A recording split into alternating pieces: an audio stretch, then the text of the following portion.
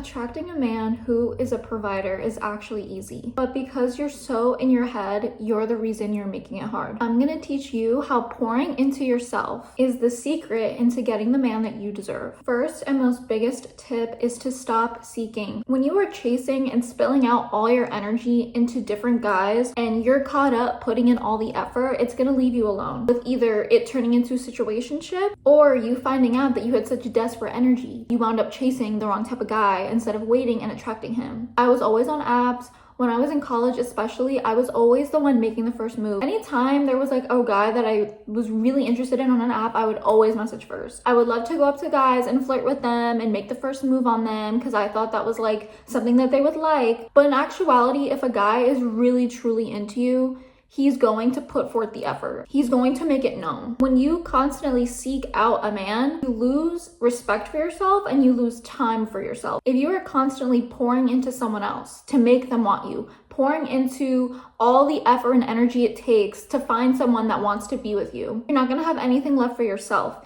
And when you aren't catering to yourself and taking care of yourself, when that actual provider comes along and wants to be with you and wants to actually take care of you, you're either not going to realize it or you're not going to actually accept it. Because as you keep pouring and pouring and pouring your energy into the wrong types of men that usually wind up using you or hurting you or not wanting you, you're often too hurt or too blinded, or you'll self-sabotage the man that's right for you. The chances are slim to none in finding a provider on dating apps. You look at Bumble, what's the first 3 letters in Bumble? It's bum. It's bum. Give it up. Wrap it up. I don't like Bumble either because the woman has to message first. Anytime I went out with a guy through a dating app, or I got into, even worse, a relationship with a guy from a dating app, it's filled with people who are insecure and have a void they want filled, or they need therapy. A lot of men that are on these apps, especially when you're younger, they're looking for someone to actually be their mommy. They're looking for a therapist. Providers aren't gonna be on apps like that. They're at work. They're actually doing something with their lives. They have a social life. They're out working out or doing something productive. If you meet a man on a dating app, he has way too much time on his hands. Trust me, I was on dating apps too. I had too much time on my hands. Go out and do things that you enjoy, that fill you up, spark out your creativity and your sensuality. Because I know when you're on and off dating apps, like let's say you meet someone, you're off an app for a year, you break up, you go back on, and you still see the same types of guys. You can live in the same area for 4 years, and you can get in like 2 or 3 little things and you're on and off apps. You know how you always see like the same types of guys on there? Yeah, there's a reason they're always on there. Why would you ever want to put yourself in a situation where you can wind up meeting that person? Next, you have to actually take care of yourself. Why would anyone want to show off someone that lays in a mess all day and can't even get up to take a shower or brush their teeth? You have a man that wants to put in his all for you. You can't even take care of yourself on a day-to-day basis. It's gonna look as if you're truly taking it for granted. If you aren't trying to level up yourself, better up yourself, he's gonna feel like you're totally taking it for granted and it doesn't mean anything to you. Your looks truly matter and you have to practice self-care no matter how that looks to you. Let's say you're not a girl that's into all that makeup. Okay, maybe step up in your skincare, work on your fitness, go to the hair salon, get your nails done, anything that puts you in a better mood. Buy a new fragrance or wear a different fragrance during the day that you would usually wear at night to spice things up a little bit. It doesn't matter. You don't want to be next to someone who is draining and insecure. It's like when you have that friend that's secretly jealous of you or super insecure. You feel like you're always walking on eggshells, or you can't say anything right, or you don't know if they're gonna bring down the entire mood of the evening, or they always have something negative to say. Or just their energy when they walk in, you can tell that they don't like themselves. If you want to marry someone that truly wants to take care of you and provide for you, how are they going to want to do that if you can't do it for yourself? Just like you don't want to be with a friend that can't take advice or do things for themselves or work on themselves. You have to truly appreciate his masculinity.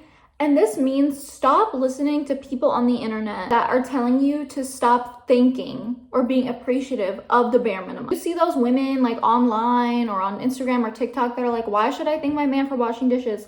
Why should I thank my man for doing the laundry or a simple chore? He's not a child, he's grown, he can do it. Those types of women probably have men that don't properly provide for them Or they're the type of men that have to be asked to do things all the time.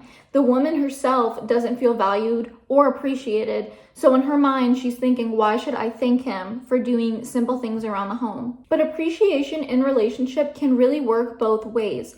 Both couples want to feel appreciated. Just like when you have a man, you want him to consistently talk about how beautiful you are and how good you look when you get ready to go out. You don't want that to stop.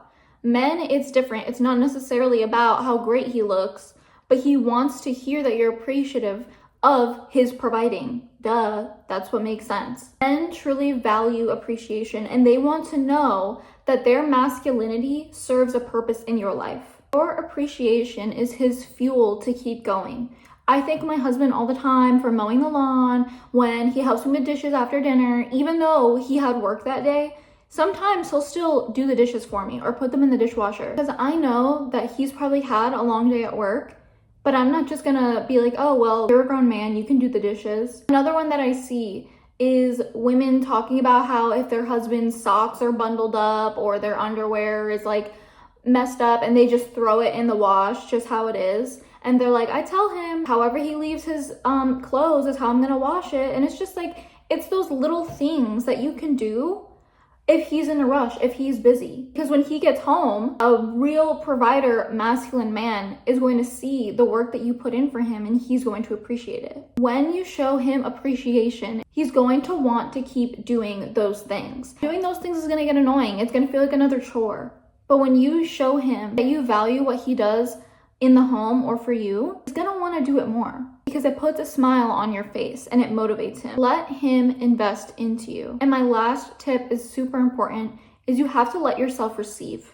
And a lot of women have trouble with this because you don't understand your value or your worth, or a lot of us are trapped into our masculine mode, in survival mode. When I first met my husband, I did not want him to get me anything. I didn't want him to buy me anything. And it was hard because I did want that energy deep down, but I was so used to being in that masculine mode and basically dating bums that I was just like, no, I can't allow that. I don't want you to buy me things, blah, blah, blah. Like, I'm independent, I have a degree, I have a job, I'm fine. Finally, I had to bite the bullet and tell myself, oh my gosh, like, he just wants to get me Uber Eats. He just wants to order me some Uber Eats, like, it's fine. And he'll ask and I'll be like, no, it's okay. And he'll say, are you sure? Actually, I mean, since you're offering, I'd love it. Because then when he would call me later and I'm eating the food or I just finished eating the food, he would be so happy. And he'd be like, I'm so glad you liked it, baby. I'm so glad you enjoyed it. As women, we don't need to keep this hyper independence and this I can do it all by myself mentality, because it takes away a man from his purpose of providing for you. Provider men are givers, and if you are always rejecting it or saying, I don't need it, you can kiss it goodbye. You can't sit there and constantly reject him, and then 6 months later, when he doesn't offer anything, you wonder like, oh, why don't you buy me this? Why don't you do that for me? Because you didn't let him. If you stay hyper independent, you're gonna live in survival mode, feeling like you always have to do things for yourself, that no one is gonna help you, that you're all alone, and you'll also be constantly controlling. You're gonna be controlling in your own life and the relationship you have for him because you don't feel safe. The provision a man can give you makes you feel safe, and safety is the number one thing we need to feel as women. When I say marrying a provider is easy, all it means is you working on yourself.